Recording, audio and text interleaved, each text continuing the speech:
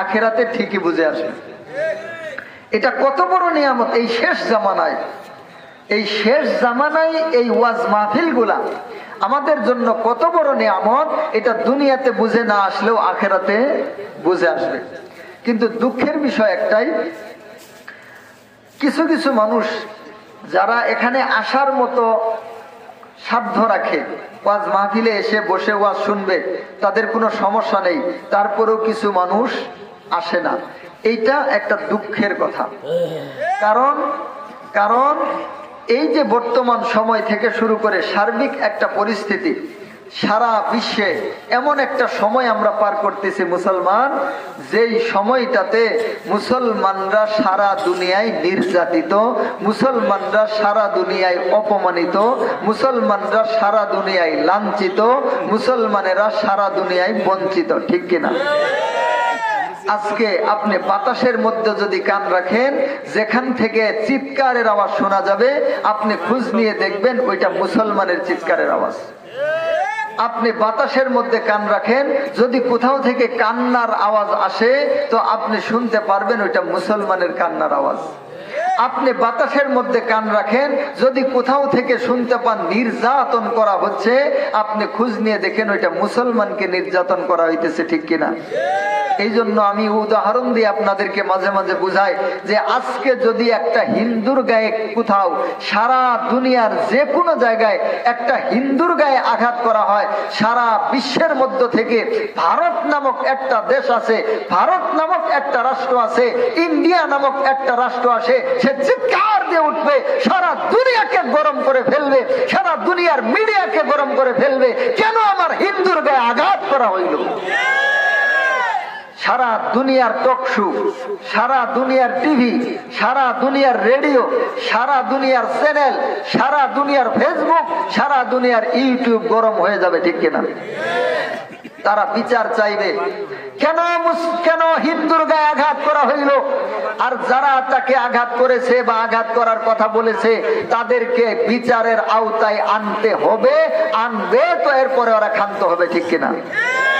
কোন একজন খ্রিস্টানকে যদি আঘাত করা হয়, সারা দুনিয়ার মধ্যে থেকে আমেরিকার লাল কুত্তারা চিৎকার দিয়ে উঠবে। ঠিক কিনা?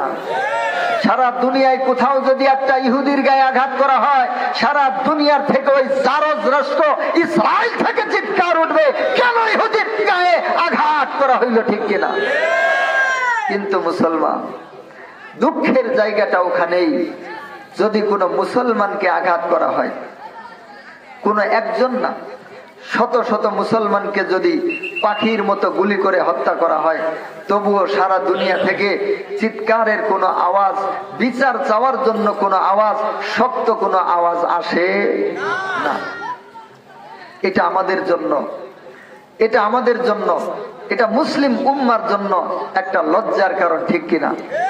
মুসলমান তো ওই জাতি, মুসলমানের শাসকের নাম শুনে, মুসলমানের শাসকের নাম শুনে ইহুদি খ্রিস্টানের শাসকেরা ওদের মন্দিরের ভিতরে, ওদের রং মহলের ভিতরেও থর থর করে কাঁপতো। ঠিক কিনা?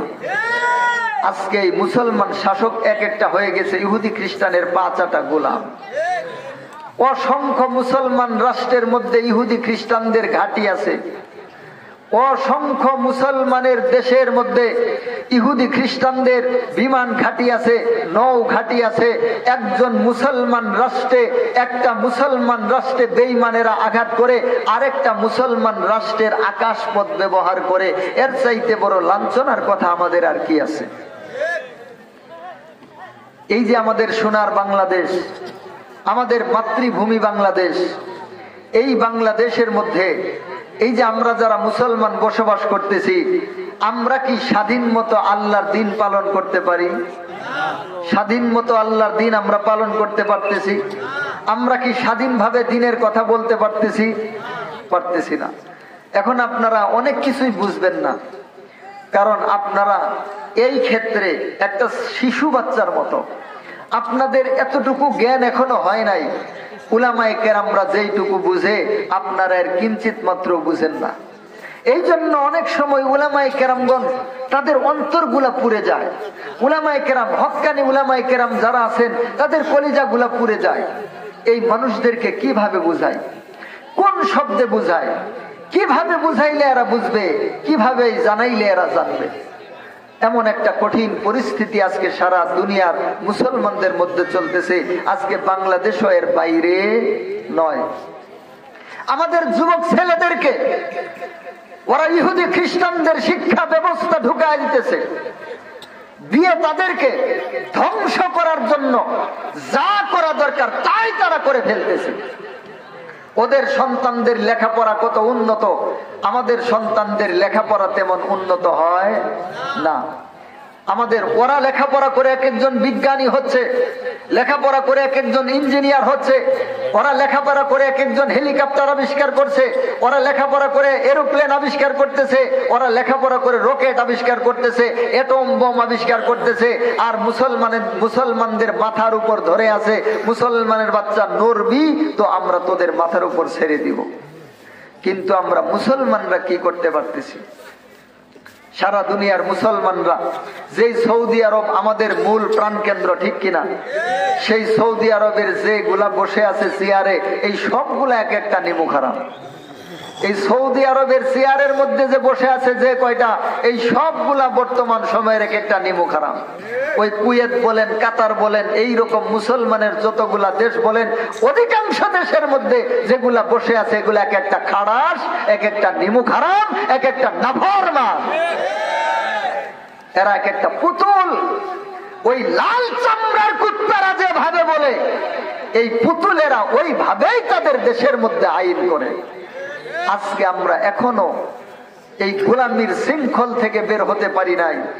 ও মুসলমান, মুসলমান সাধারণ মুসলমানের সাথে হক্কানি উলামায়ে কেরাম আছেন যারা, উলামায়ে কেরামদের এত বড় এত বেশি সময় নাই যে তারা বারবার করে আপনাদের দরজায় এসে, বাড়িতে এসে আপনাদেরকে কথাগুলা বুঝাবে। আপনাদেরও এতটুকু তৌফিক নাই, সুযোগ নাই। আপনারা এক একজন বড় বড় উলামায়ে কেরামের কাছে গিয়ে দিনের এই সঠিক এই গভীর কথাগুলা শুনবেন, এইটুকু সুযোগ আপনাদেরও নাই, এইটুকু সুযোগ উলামায়ে কেরামেরও নাই, ঠিক কিনা? কিন্তু এই ওয়াজ মাহফিল গুলা এমন একটা ব্যবস্থা, শেষ জামানায় এই ওয়াজ মাহফিল গুলা আল্লাহ তাআলা এমন একটা ব্যবস্থা করে দিয়েছেন, বাংলাদেশের প্রখ্যাত উলামায়ে কেরাম যারা দ্বীনকে নিয়ে গবেষণা করেন, যাদের কলিজা ভরা দ্বীনের দরদ, কলিজা ভরা উম্মতের দরদ, তারা এসে এসে তাদের দরদের কথাগুলো আপনাদেরকে শোনায় যাইতে পারতেছেন। বলেন মারহাবা। এই কথাগুলা শুনে আমরা অন্তত দ্বীনের কিছু দিক নির্দেশনা পাই, ঠিক কিনা?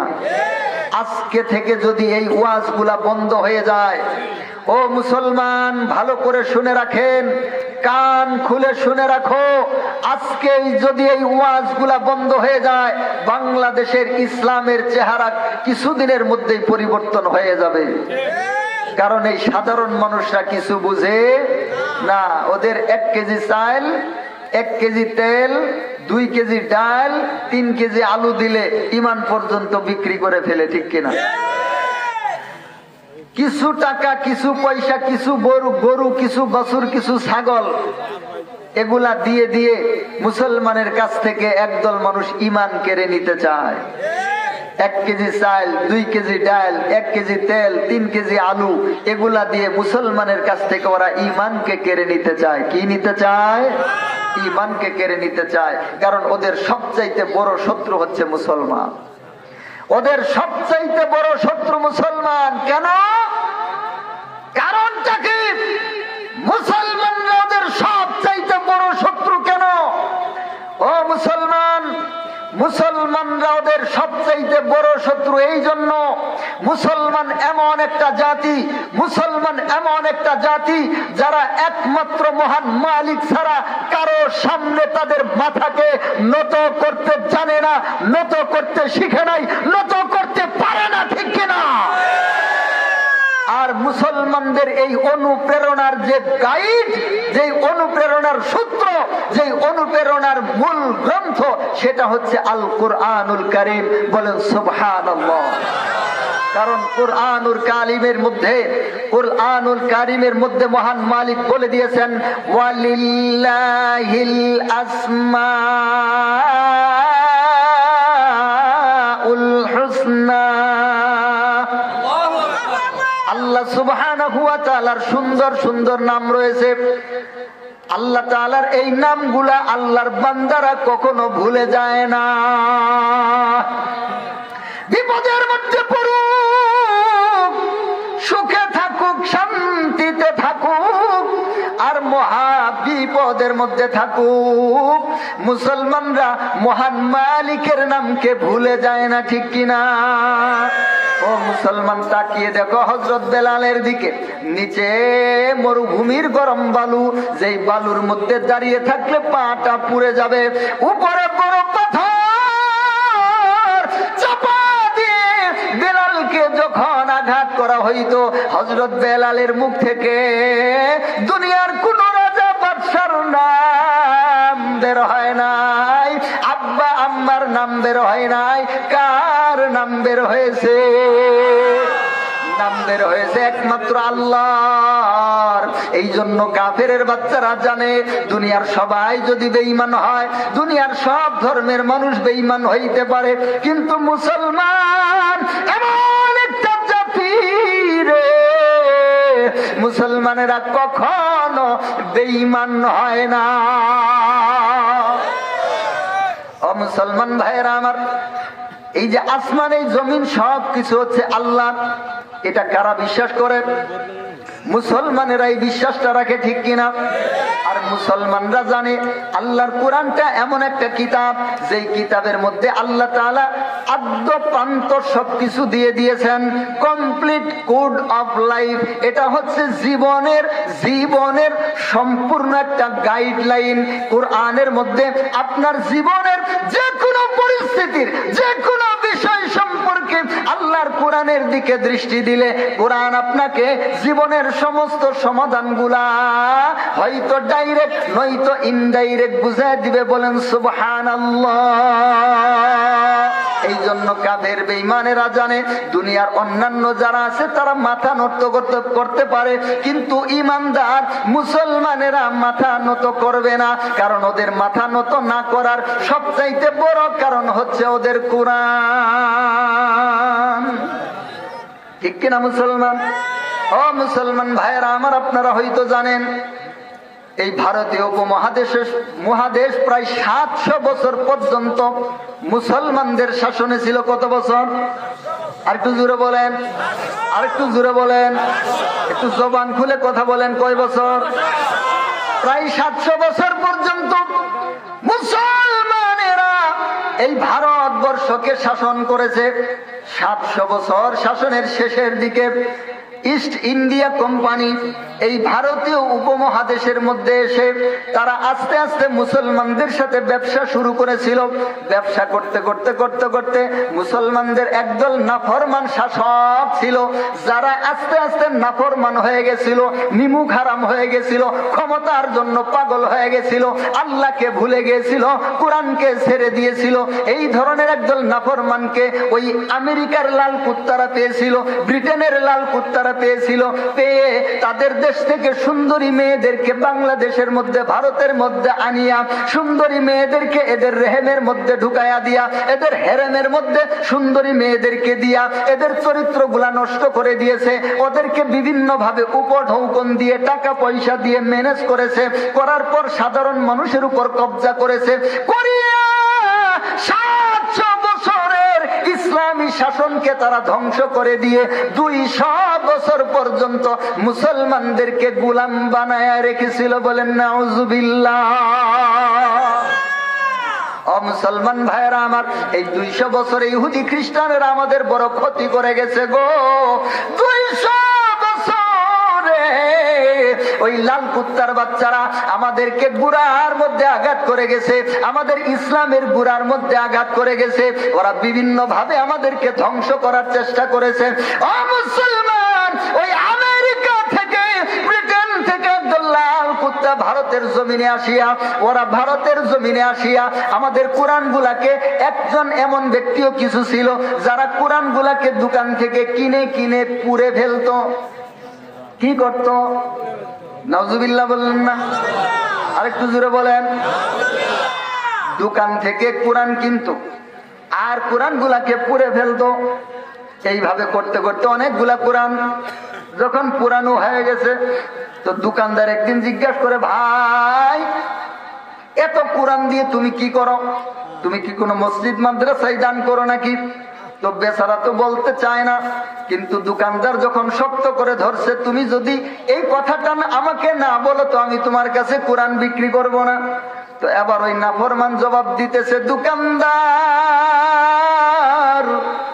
এই কোরআন আমি কোথাও দান করি না, এই কোরআন গুলো আমি নিজে পুড়িয়ে ফেলি। তো দোকানদার জিজ্ঞাসা করছে, তুমি কোরআন পুড়িয়ে ফেলো, উদ্দেশ্য কি, কারণ কি, বিষয়টা কি আমাকে যদি একটু বলতাম। এবার সে বলতে চায় না, কিন্তু দোকানদার যখন জোর করে ধরেছে, না বলে উপায় নাই। ওই আমেরিকার লাল কুত্তার চামড়ার লাল বেটা আবার জবাব দেয়, ও দোকানদার ভাই, আমি মুসলমানদের কাছ থেকে কোরআনকে দূর করতে চাই। কারণ মুসলমানরা এদেরকে যখন আমরা বিভিন্ন ভাবে বেকায়দার মধ্যে ফেলে দেই, ওরা ওদের কোরআনটাকে খুলে দেখে, কোরআনের মধ্যে সবকিছুর সমাধান পেয়ে যায়, তখন ওরা আবার আগের জায়গায় এসে যায়। ওদেরকে আমরা গোলাম বানাইতে পারি না। ওদের কাছ থেকে যদি এই কোরআনটাকে ছিনিয়ে নেওয়া যায়, ওরা তখন আলো ছাড়া হয়ে যাবে। ও মুসলমান ভাইয়েরা আমার, অন্ধকার রাত্রি বেলায় যদি কোনো ব্যক্তি চলা শুরু করে, তার কাছে একটা লাইট যদি থাকে, ওই ব্যক্তি লাইট দিয়েই তো দেখে দেখে চলে, ঠিক কিনা? এবার ওই ব্যক্তিকে যদি আপনি ভুল পথে নিতে চান, তো লাইট থাকলে কি আপনি ভুল পথে নিতে পারবেন নাকি? সর্বপ্রথম কাজ হবে তার কাছ থেকে লাইটটাকে আগে দূরে সরাইতে হবে। এই জন্য ওই ইহুদির বাচ্চা এই চিন্তা করেছে যে আমরা যদি মুসলমানের কাছ থেকে কোরআনটাকে কেড়ে নিতে পারি, তো মুসলমানরা আলো ছাড়া হয়ে যাবে, মুসলমানরা লাইট ছাড়া হয়ে যাবে, তখন তারা ধ্বংসের দিকে পতিত হবে। বলেন নাউজুবিল্লাহ। দোকানদার ওই বেটার কথা শুনিয়া ওর মুখের দিকে কিছুক্ষণ তাকায় রয়েছে, তাকা থেকে বলতেছে, তোমার মতো এত বড় বেকল আমি জীবনে কখনো দেখি নাই। তো বেটা বলতেছে, কেমনে বেকল হইলাম, কেমনে, কি কারণটা কি? দোকানদার বলতেছে, আরে বেটা, তুমি তো একটা কোরআন পড়েইতেছ, যে কোরআনটাকে ওরা লেখে লেখে কাগজের মধ্যে ছাপাইয়া দিছে, হাজার হাজার কোরআন ছাপাইছে।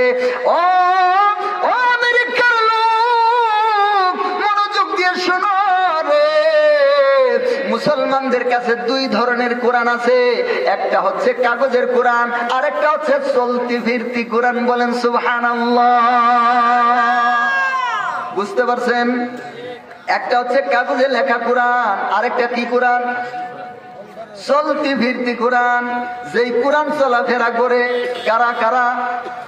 আরে হাফেজরা, হাফেজের বুকের মধ্যে কোরআন আছে না নাই? কোরআন নিয়ে ওরা চলাফেরা করতেছে, কোরআন নিয়েই হাঁটা চলা করতেছে। কোরআনকে কি ধ্বংস করা সম্ভব নাকি? এবার বলতেছে, ও ভাই, তুমি শুধুমাত্র কাগজের কোরআনকে পুরাইতেছো, এইটা না বুঝলাম। এই ভারতবর্ষের মধ্যে হাজার হাজার না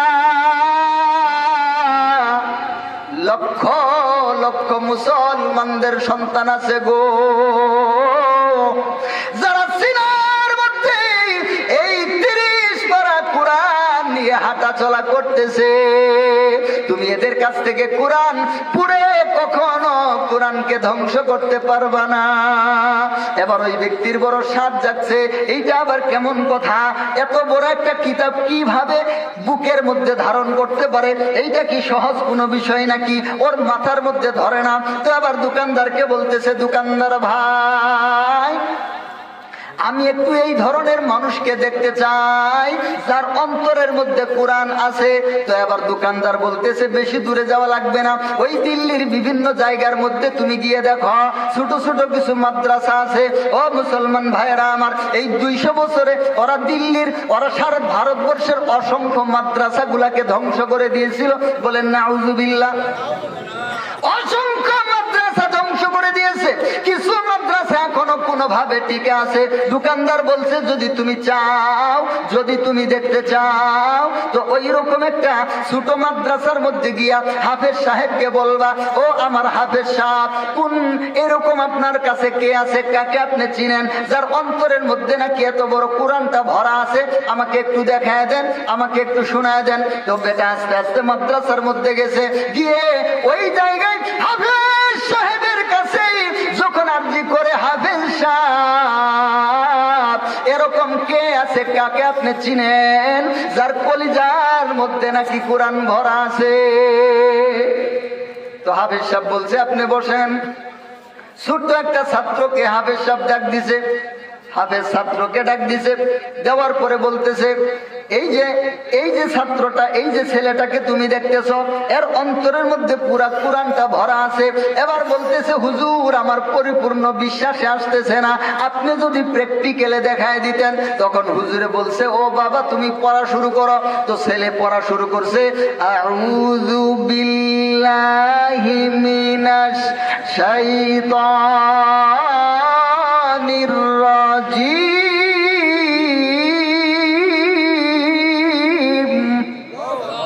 বিসমিল্লাহির রহমানির রহিম। এইভাবে সূরা ফাতিহা থেকে শুরু করছে। পড়তে পড়তে পড়তে পড়তে লম্বা সময় চলে গেছে, একদম কোরআনের শেষে গিয়ে পৌঁছে গেছে। কোরআনের শেষের দিকে যখন ওই হাফেজ ছেলে পৌঁছে গেছে, তখন দেখা যায় ওই বেটার চোখ দিয়ে পানি আসা শুরু হয়ে গেছে। এবার চোখ দিয়ে পানি এসে গেছে, হাউমাউ করে কান্না শুরু করে দিয়েছে।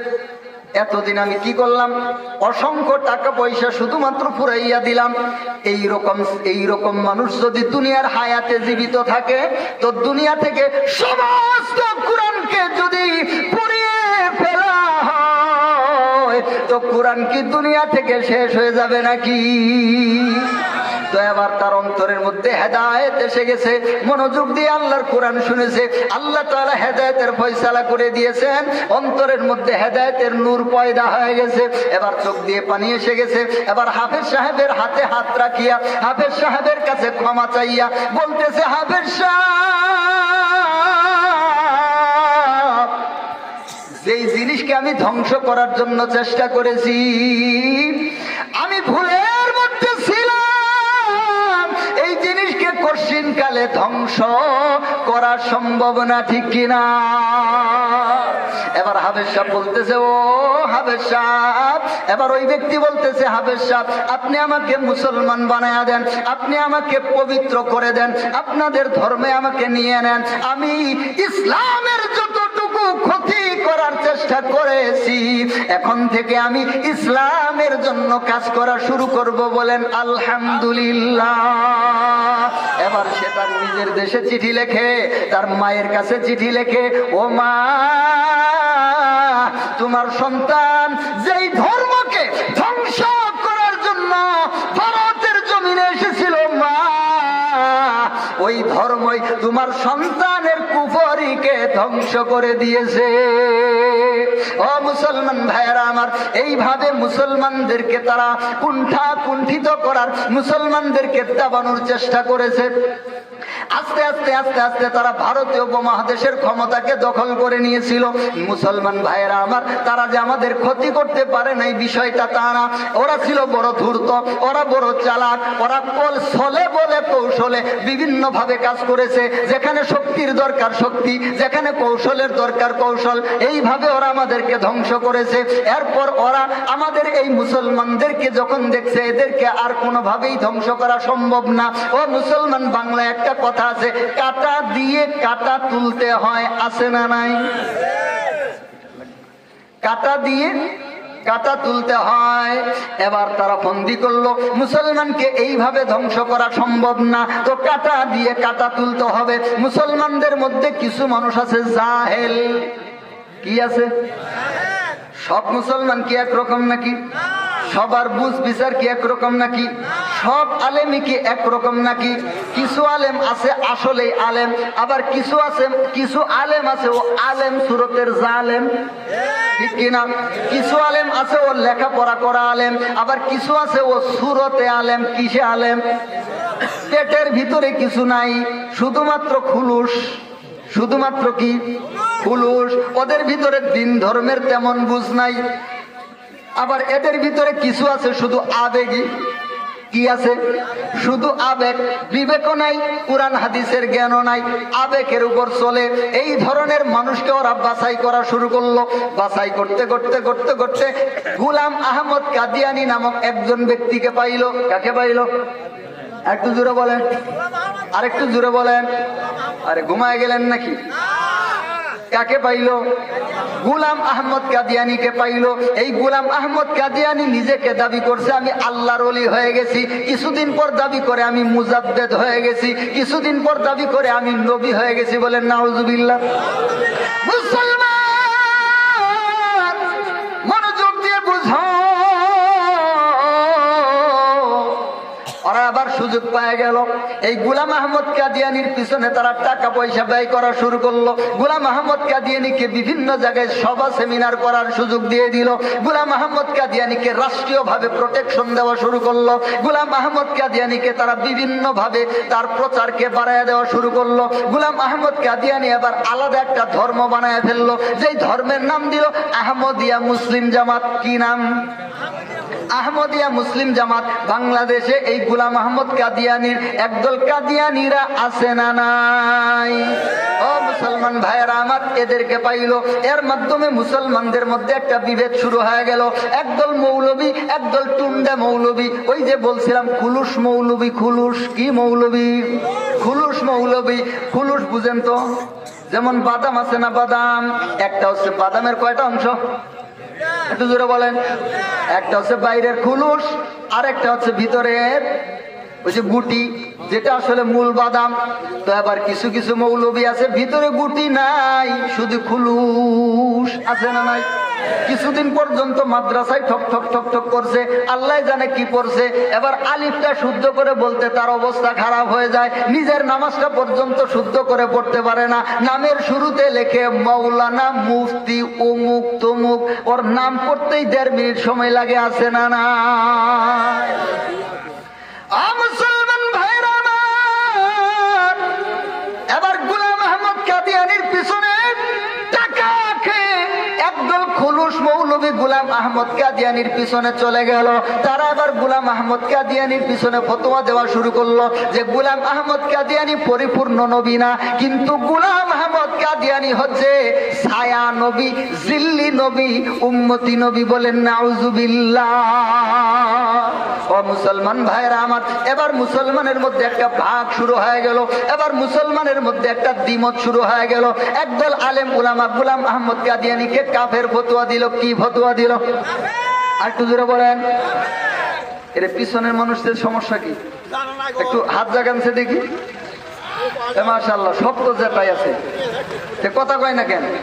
একটু কথাবার্তা বললেন যাতে করে আমি বুঝি যে আপনারা চেতন আছেন।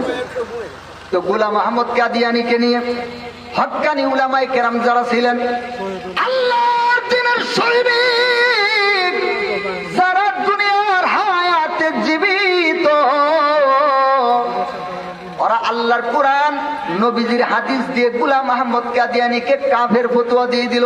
কারণ আল্লাহর নবী হাদিসের মধ্যে বলেছেন আনা খাতামুন নাবিয়িনা লা নাবিয়্যা বাদি, আমি হচ্ছি সর্বশেষ নবী, আমার পরে কোন প্রকার নবী নাই। বলেন সুবহানাল্লাহ। আমাদের নবী কি নবী? আমাদের নবী কি নবী? আমাদের নবীর পরে আরো কোন নবী আছে নাকি? ও মুসলমান ভাইয়েরা আমার, এবার গোলাম আহমদ কাদিয়ানী বলে, আরে আমি তো মুহাম্মদ সাল্লাল্লাহু আলাইহি ওয়াসাল্লামের মতো নবী নই, আমি হচ্ছি উম্মতি নবী, আমি হচ্ছি ছায়া নবী, আমি হচ্ছি জিল্লি নবী। এইরকম কয়েকটা শব্দ নিয়ে এসে পেঁচ বাজাইলো, যাতে করে মুসলমানেরা বিপদের মধ্যে পড়ে, যাতে করে আলেম উলামারা বিপদের মধ্যে পড়ে। কিন্তু যারা হক্কানি আলেম, তাদের পিছনে, তাদের সাহায্য করার জন্য, তাদেরকে হেফাজত করার জন্য, তাদের পিছনে শক্তি আছে কার? মুসলমান ভাইরা আমার, আবার হক্কানি উলামায়ে কেরামরা জবাব দিল, কাদিয়ানীর দল, তোরা জাহেল হইতে পারিস, আমরা জাহেল নই। তোরা ভণ্ড হইতে পারিস, আমরা ভণ্ড নই। আল্লাহর নবী যে হাদিসটা বলেছেন, লা নাবিয়্যা বাদি, এই যে লা নাবিয়্যা, ও মুসলমান ভাইরা আমার, নাবিয়ুন একটা শব্দ। কি শব্দ? নাবিয়ুন একটা শব্দ। নাবিয়ুন শব্দ, এই নাবিয়ুন শব্দের শেষ অক্ষরে ইয়ার উপরে পেশও দেওয়া যায়, জবরও দেওয়া যায়, জেরও দেওয়া যায়। যেমন নাবিয়ু বা নাবিয়া বা নাবিয়ি, হরকত আছে কয়টা? আর একটু জোরে বলেন। জের জবর পেশ কয়টা আছে? তিনটা। তো আল্লাহর নবী হাদিসের মধ্যে বলছেন লা নাবিয়া, নাবিয়ুন শব্দের উপর পেশও দেন নাই, জেরও দেন নাই, কি দিছেন? জবর দিছেন। কারণটা কি? ও মুসলমান ভাইয়েরা আমার, ওই যে নাবিয়ুন শব্দের আগে একটা লা শব্দ আছে না? কথা কয় না কেন? একটা লা শব্দ আছে। আরবিতে লা আছে কয়েক প্রকার। একটা হচ্ছে সাধারণ লা, মানে হচ্ছে না। ইংরেজি যেমন আমরা বলি নো, ফার্সিতে যেমন বলি নিস, উর্দুতে যেমন বলি নেহি, এইরকম একটা আমরা বাংলাতে বলি না। আছে না নাই? কই খাইছেন নাকি? কই না। কয় না? কই গেছিলেন নাকি? কয় না। আবার আরেকটা না আছে, সেটা হচ্ছে একটু শক্ত করে বুঝায়। কই খাইছেন? কই কখনো না। কই দেখছেন? কই না, কখনো না। একটা হচ্ছে শুধু না, আরেকটা হচ্ছে কখনো না। পার্থক্য আছে না নাই? আরে জোরে বলেন। ও মুসলমান ভাইরা আমার, আরবিতে এই যে লা একটা আছে, নাবিয়ুন শব্দের আগে যে লা ব্যবহার হয়েছে, এই লা এর নাম হচ্ছে লায়ে নফি জিন্স। উলামায়ে কেরামরা বুঝবে, আপনারা পুরাপুরি বুঝবেন না, তবে শুনেন, মূল কথাটা বুঝেন। এই লাকে বলা হয় লায়ে নফি জিন্স। লায়ে নফি জিন্স যদি কোনো এসএম এর শুরুতে আসে, তো এসএম এর শেষে জবর হয়। কি হয়? জবর হয়। আর এটাকে বলা হয় লায়ে নফি জিন্স। লা মানে না, নফি মানে না, আর জিন্স মানে হচ্ছে জাত। তার মানে কোন প্রকার, কোন জাতের, কোন সিস্টেমের, কোন পদ্ধতির নবী নাই। যদি আপনি বলেন আমি শেষ নবী, আমার পরের নবী নাই, এই কথাটাও তরজমা হইছে, তবে পুরাপুরি হয় নাই। তরজমা হবে এরকম, আল্লাহর নবী বলেছেন আমি সর্বশেষ নবী, আমার পরে কোন ধরনের, কোন প্রকারের, কোন জাতের, কোন সিস্টেমের নবী নাই। বলেন সুবহানাল্লাহ। ও মুসলমান ভাইরা আমার, এবার হক্কানি আলেমরা জানাই দিল, ও নাফরমানের গোষ্ঠী, যে কোনো ভাবেই বলস না কেন, জিল্লি নবী ক আর ছায়া নবী ক আর যে নবী ক, আল্লাহর নবী বলেছেন আমার পরে কোন প্রকার নবী নাই। কিন্তু মুসলমান ভাইরা আমার, জাহেল মানুষ যারা আছে, জাহেল আছে না নাই? আমাদের সমাজে, এই ভারতীয় উপমহাদেশের মধ্যে শিক্ষিত মানুষের সংখ্যা বেশি না জাহেলের সংখ্যা বেশি? আরেকটু জোরে বলেন, আরেকটু জোরে বলেন। শরম করতেছে নাকি?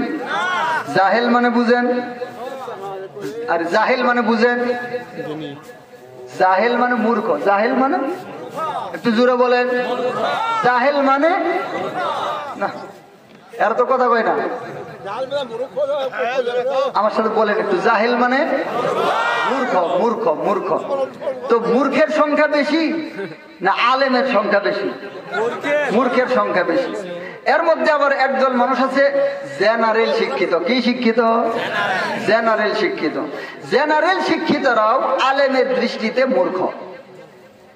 জেনারেল শিক্ষিতরাও হয়তো মনে করেন engineer pass, doctor pass, IA pass, BA pass, যে পাসই হোক, যদি কোরআন হাদিসের এলেম না থাকে, সেও কি মূর্খ। তো আমাদের দেশে মূর্খ মানুষের সংখ্যাটা একটু বেশি, ঠিক কিনা? ও মুসলমান, মূর্খরা কিন্তু কোরআন হাদিস দেখে না, এই মূর্খরা কিন্তু কোরআন হাদিস বুঝে না, এই মূর্খরা কিন্তু কোরআন হাদিসের দৃষ্টি দেয় না। ওদের দৃষ্টি হচ্ছে আবেগ। ওদের দৃষ্টি কোন দিকে? আরেকটু জোরে বলেন। ওদের দৃষ্টি হচ্ছে আবেগের দিকে।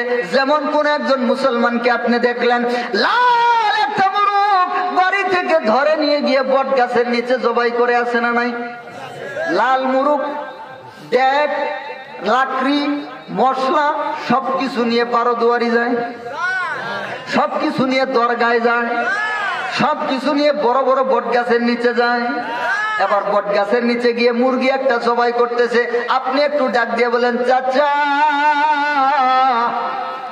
বয়স হয়ে গেছে আপনার 60-70 বছর, আপনি একজন মুসলমানের ঘরের মুসলমান, তো বট গাছের নিচে মুরগি জবাই করার কারণ কি? চাচা জবাব দিবে, আরে বেটা তুমি এগুলা বুঝবো না। কেন বুঝবো না? কই ওরে বেটা শোনো, আমার সংসারের মধ্যে বড় সমস্যা, সংসারের মধ্যে বড় ঝামেলা, এই সংসারের ঝামেলা সমস্যা থেকে বাঁচার জন্য বট গাছের নিচে মুরগি জবাই করতেছি। আপনি যদি বলেন, ও চাচা বট গাছের নিচে মুরগি জবাই করতে হবে কেন? কচু গাছের নিচে করলে সমস্যা কি? কথা কয় না?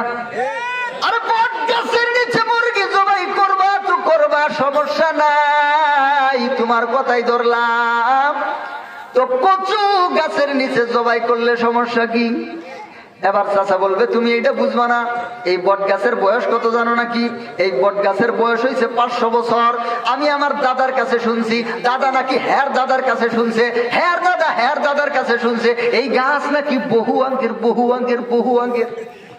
এবার আপনি চাচারা জিজ্ঞাসা করলেন, ও চাচা গাছ শুধু 500 বছর না, 5000 বছরের গাছও যদি হয়, 50,000 বছর আগেরও গাছ যদি হয়, 1 লক্ষ বছর আগের গাছও যদি হয়, 1 কোটি বছর আগের গাছও যদি হয়, তো তাই কি হয়েছে?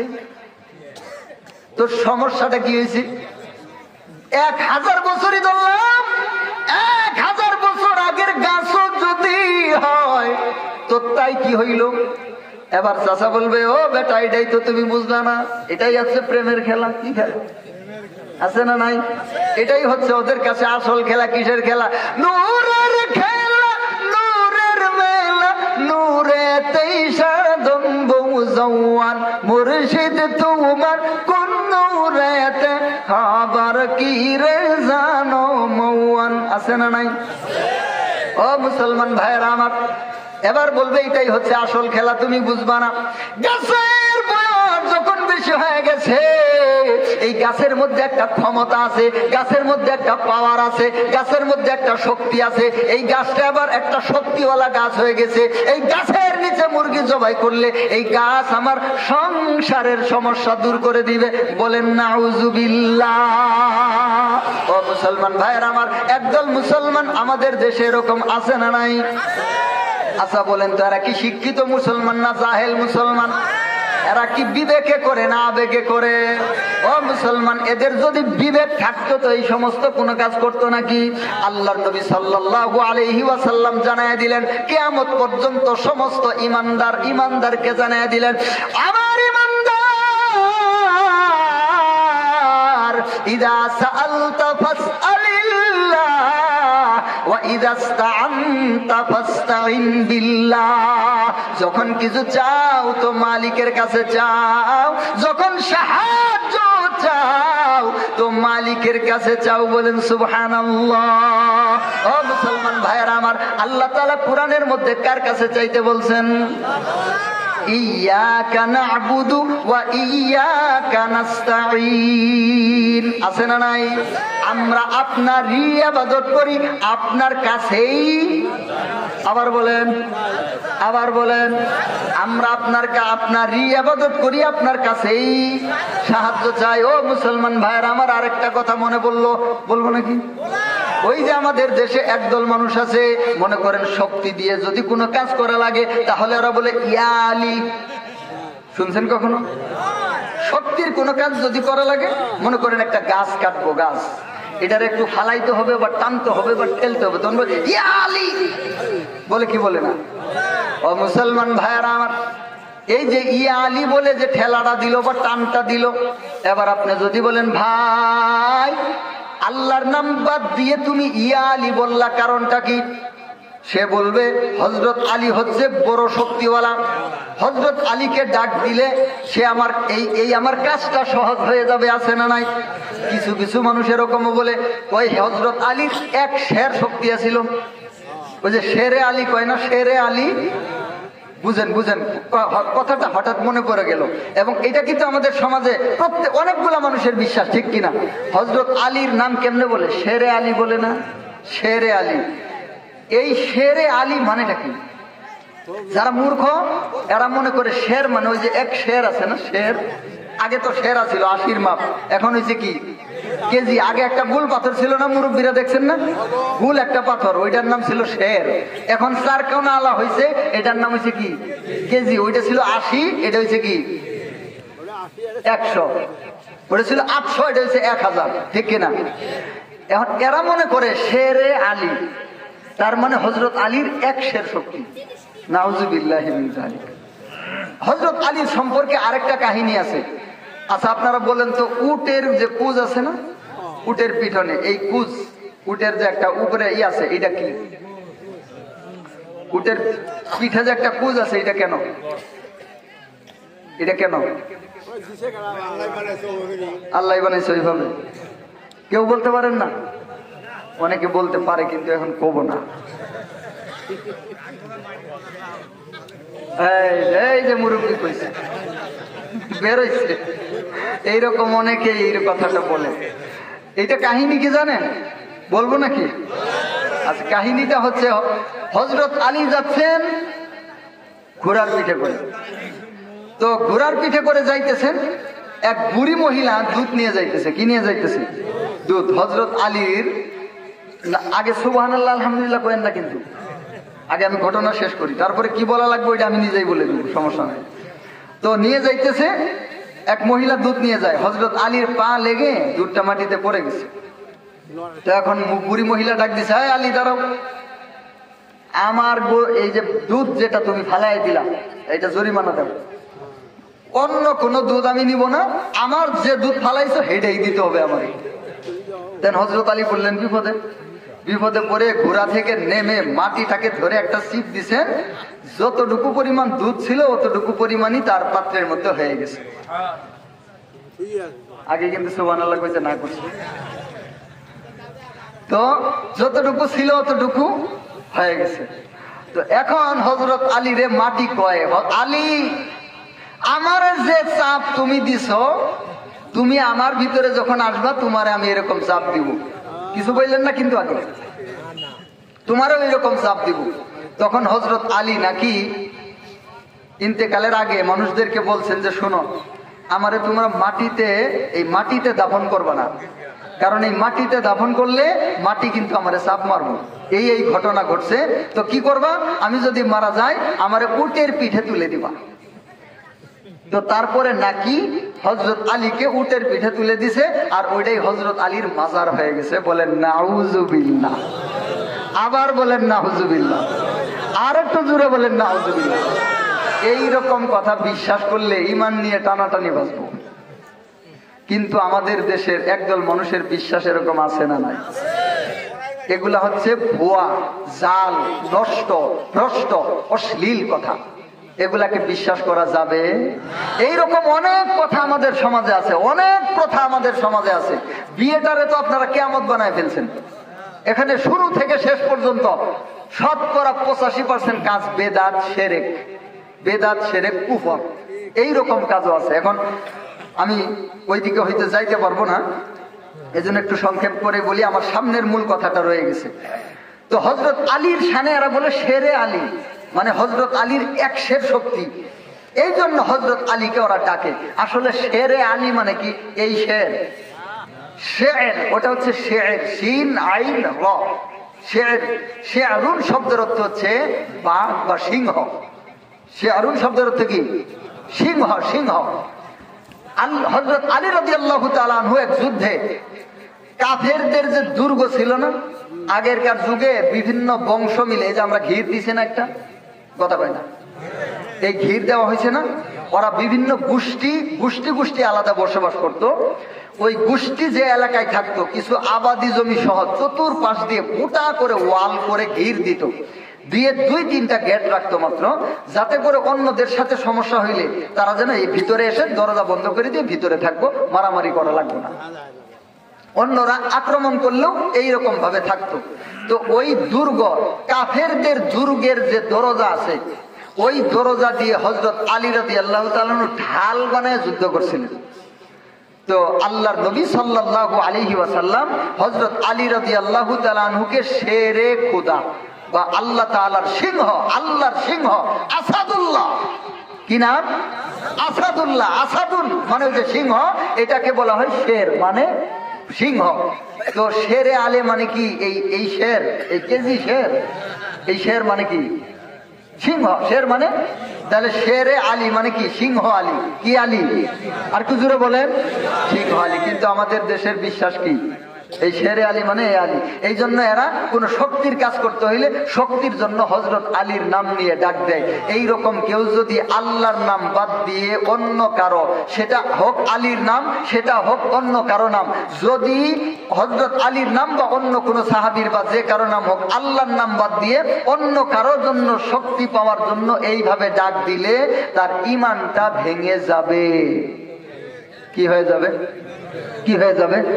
ঈমানটা ভেঙে যাবে, যেই মানে পরিণত হয়ে যাবে কাফেরে পরিণত হয়ে যাবে। বলে নাউযুবিল্লাহি মিনাল। তো এইরকম বিশ্বাস আমাদের সমাজের মধ্যে আছে না নাই? তো মুরব্বীর কাছে আবার যখন জিজ্ঞাসা করলেন, মুরব্বী বট গাছের নিচে কেন? মুরব্বী বলতেছে বট গাছের বয়স হয়েছে 500 বছর, এই জন্য বট গাছের একটা শক্তি আছে, এই জন্য বট গাছকে আমি একটা ওর নিচে একটা ভুক দিতেছি আর কি, ওর নিচে জবাই করতেছি, যাতে করে বট গাছ আমার পরিবারকে ঠিক করে দেয়। বলেন নাউযুবিল্লাহ। এইরকম বিশ্বাস করলে ঈমান থাকবে? আর একটু জোরে বলেন। আমাদের দেশে এরকম বিশ্বাস হলো একদল আছে না নাই? আবার একদল আছে বিভিন্ন মাজারে যায়, গরু বাছুর ছাগল মুরগি হাঁস চড়ুই ভেড়া ডিম আন্ডা যা কিছু আছে এগুলা নিয়ে মাজারে যায়। যায় কি যায় না?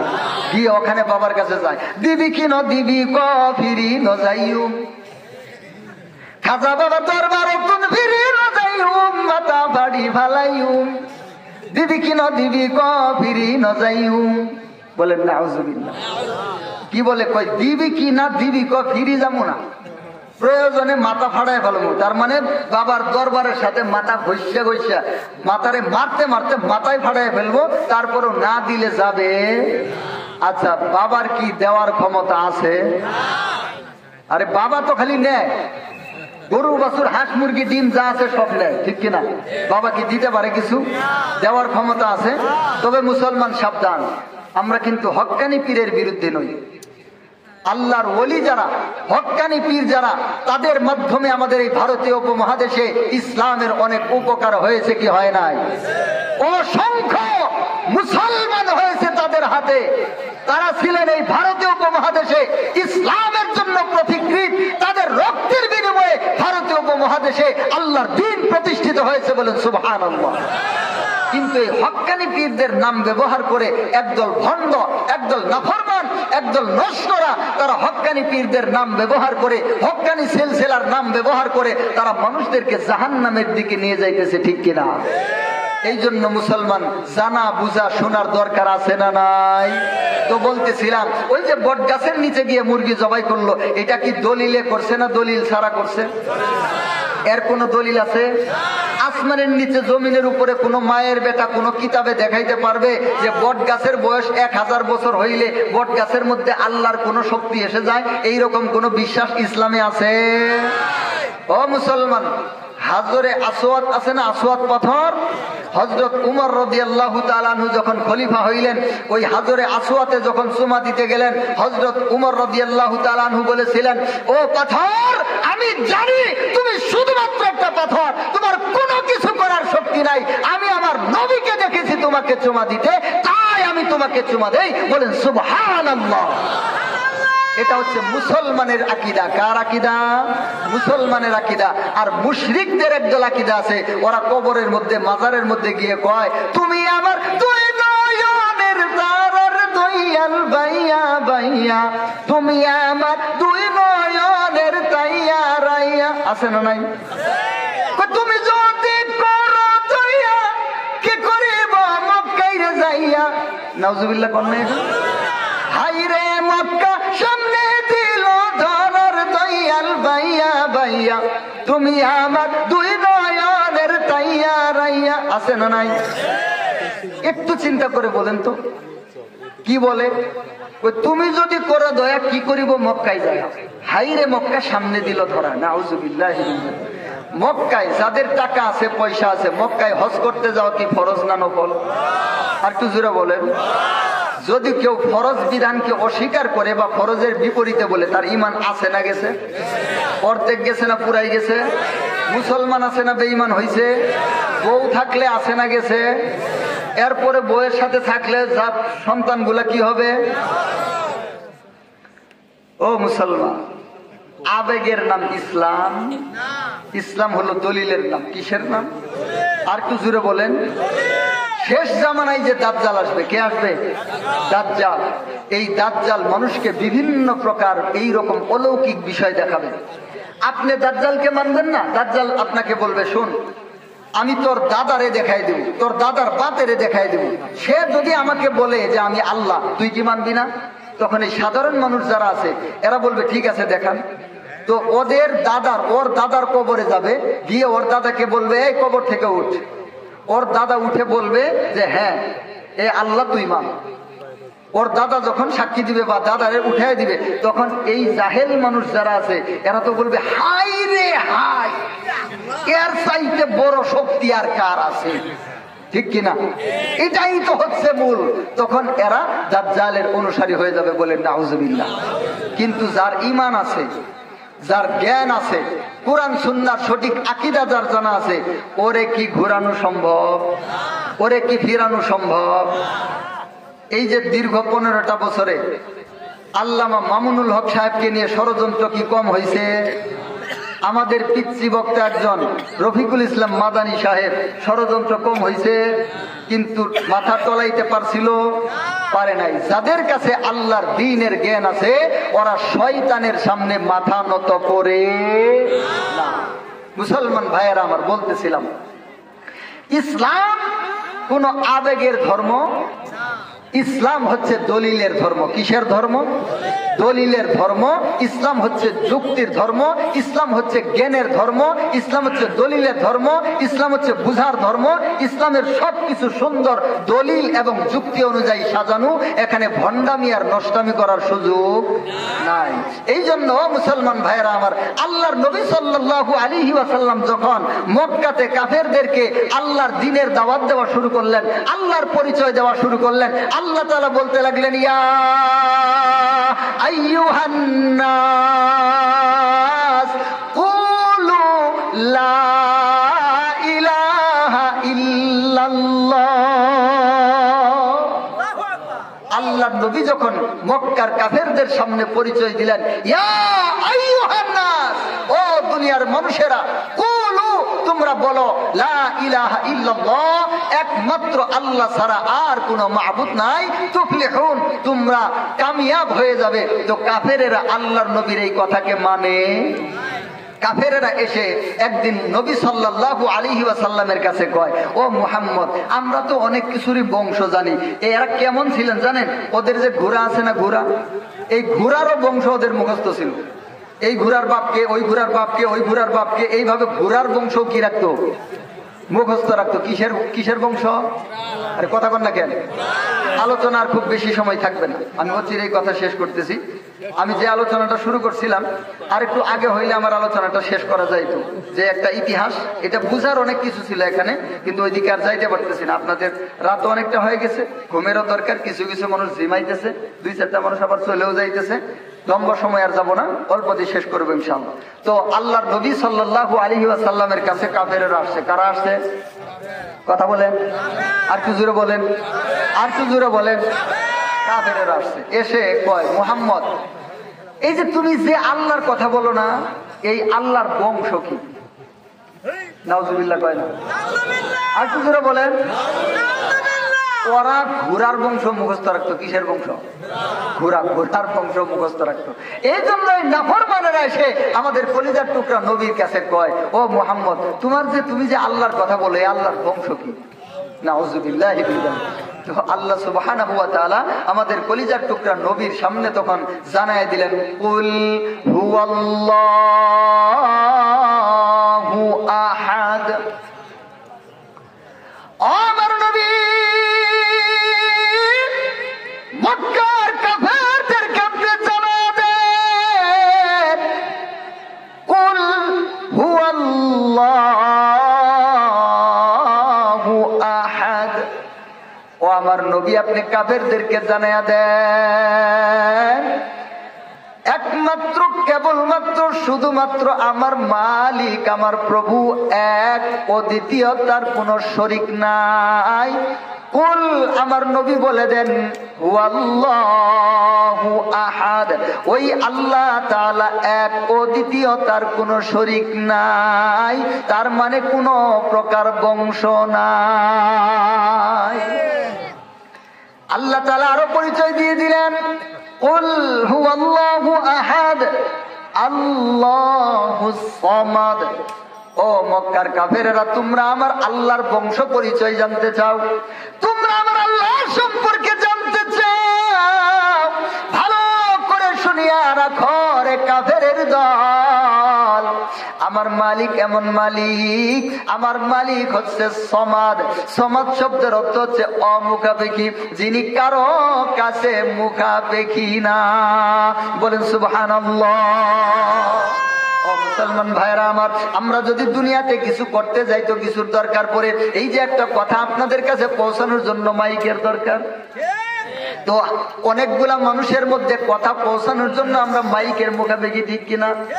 এই মাইক আবার দেখেন কত জিনিসের মুখাপেক্ষী, এখানে আরেকটা কি, ওইখানে আবার তার, এরপরে গিয়ে দেখেন অনেক কত তাবিজ কবজ, ঠিক কিনা? এই একটা জিনিস কত কিছুর মুখাপেক্ষী আছে না নাই?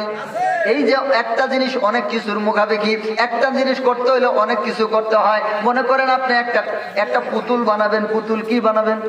পুতুল বানাবেন, তো ওই পুতুলটা বানানোর জন্য মাটির দরকার। এবার মাটি সাধারণ মাটি হইলে হবে না, ভুসভুসা মাটি হইলে হবে না, শিক্ষা মাটি লাগবে। কি মাটি বলেন আপনার? ওইটা শিক্ষা মাটি বলেন, ওই শিক্ষা মাটি লাগবো, নয়তো পুতুলটা হবে না। তো আপনি মাটি ছাড়া পুতুল বানাইতে পারবেন? একটু জোরে বলেন। মুসলমান ভাইরা আমার, আর আমার মালিক আল্লাহ সুবহানাহু ওয়া তাআলা যদি কোনো কিছু বানাইতে চান, তাহলে তার কোনো কিছুর দরকার পড়ে না। আল্লাহ তাআলা শুধু বলেন কুন, সাথে সাথে ফায়াকুন, সাথে সাথেই সবকিছু হয়ে যায়। বলেন সুবহানাল্লাহ।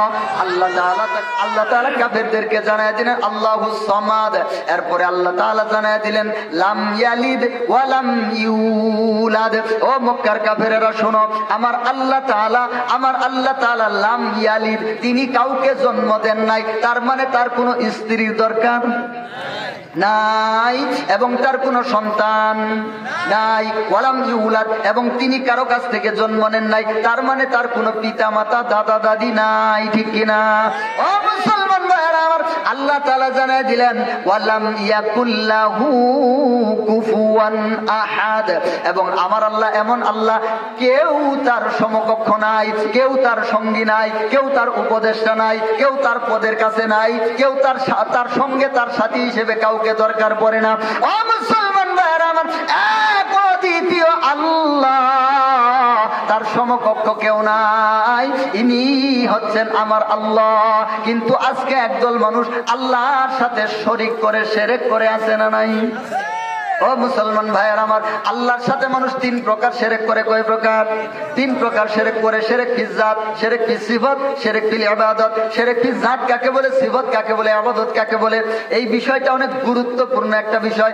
আমাদের সমাজের মধ্যেই তিন প্রকার শিরক চলতেছে। বলেন নাউজুবিল্লাহ। এই তিন প্রকার শিরক আমাদের সমাজের মধ্যে চলে, কিন্তু সময়টা হয়ে গেছে অনেক বেশি। আসলে এত রাত পর্যন্ত মানুষ থাকতেও চায় না এবং কষ্ট হয়ে যায়। এই যে বসছেন আপনারা অনেক লম্বা সময়, এটা একমাত্র কোরআনের মুজিজা, নয়তো আপনি এমনিতে তখন বসে থাকতে পারবেন না। কিছুক্ষণের মধ্যে আপনার অবস্থা খারাপ হয়ে যাবে।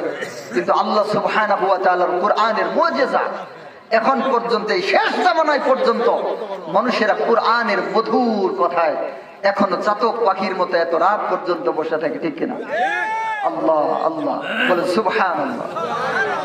তো বলতেছিলাম এই সূরা ইখলাস এর অনেক লম্বা বিষয়, অনেক লম্বা কথা। এই সূরা ইখলাসের অনেক ফজিলত আছে, সূরা ইখলাসের অনেকগুলা ঈমানি আকীদা সম্পর্কে বিষয় আছে। এই শিরক ফিল জাত, শিরক ফিল সিফাত, শিরক ফিল ইবাদত, এই যে শেষ অংশের মধ্যে আল্লাহ তাআলা এর একটা ইশারা আছে। এখন এই দিকে যাইতে হইলে মোটামুটি আরো প্রায় 1-1.5 ঘন্টা সময়ের দরকার। এখন এই দিকে আর যাওয়ার সুযোগ নাই। কর্তৃপক্ষরাও বলতেছেন শেষ করার জন্য। আপনাদেরও একটু মাঠটা এরকম হয়ে গেছে, ওই যে বন্যা আসে না, বন্যায় আসার পরে ওই ধানের ক্ষেত আছে না, ওইটা যেরকম হয় আপনারা মোটামুটি ওরকম হয়ে গেছেন। তো এই জন্য সামনে আর যাই না। আল্লাহ তাআলা আমাদের সকলকেই তৌফিক দান করেন। তবে মুসলমান ভাইরা আমার, সর্বশেষ কথা, আমরা সবসময় হক্কানি উলামায়ে কেরামের সঙ্গে আছি। কার সাথে?